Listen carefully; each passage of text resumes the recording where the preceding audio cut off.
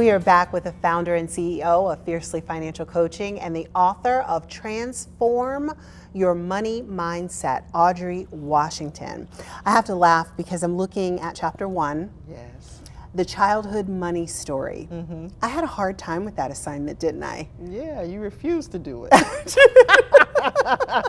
Don't refuse to do the assignment. I was a bad client. No. So tell us why you ask people to do that. So, I think just in general, there's so much of who we are and what impacts us even into adulthood that happens in our childhood. And money is no different. And so oftentimes I do ask my clients to think about that and to try to make some notes about what happened. So for some people, they realize that money was always tight. They might not have even had their basic needs because there just wasn't enough money for that.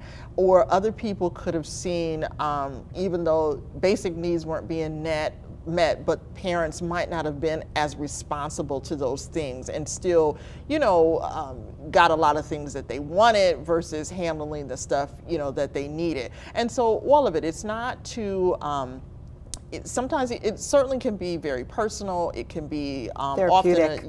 often emotional. And it's not to point fingers at your parents or other relatives that might have been involved with your growing up, because people did the best that they knew how. But it is a starting point to help you to understand why you do the things that you do with your money today. That's interesting. Very, very interesting.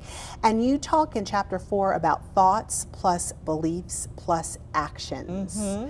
What is that all about? Well, it's about alignment, right? So oftentimes I'll hear my clients say, I want to get out of debt, let's say, and that's a pretty common one. I want to get out of debt.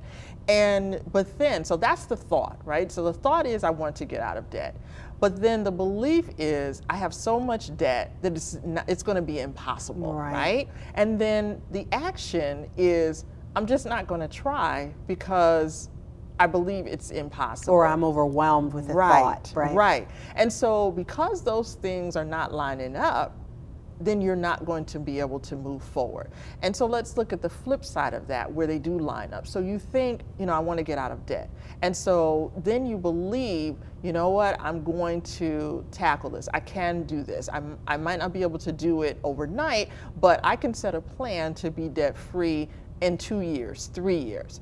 And then the action that you take, you put yourself on a budget, you determine, how much you write out all of your debts and the amounts, and you say, okay, this is the plan that I have to pay everything off. Do you see the alignment and the difference? I do. Yes. I do.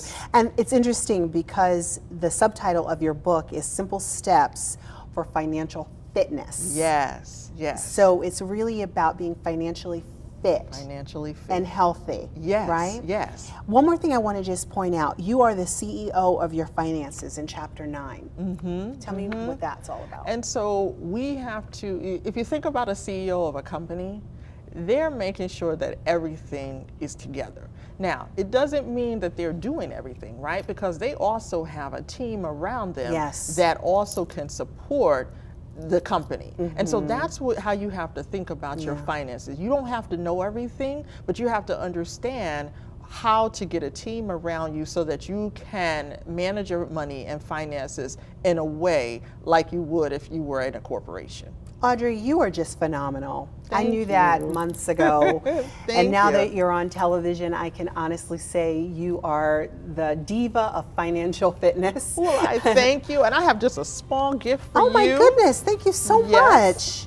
Ooh la la, love it, love it. Look, it says, Transform Your Money Mindset. Thank you to my guest, Audrey Washington, and thanks to you. I hope this show has given you some tools to help you overcome any financial woes you may have been dealing with. In the meantime, reach for the stars, dream big, and embrace life. See you next time.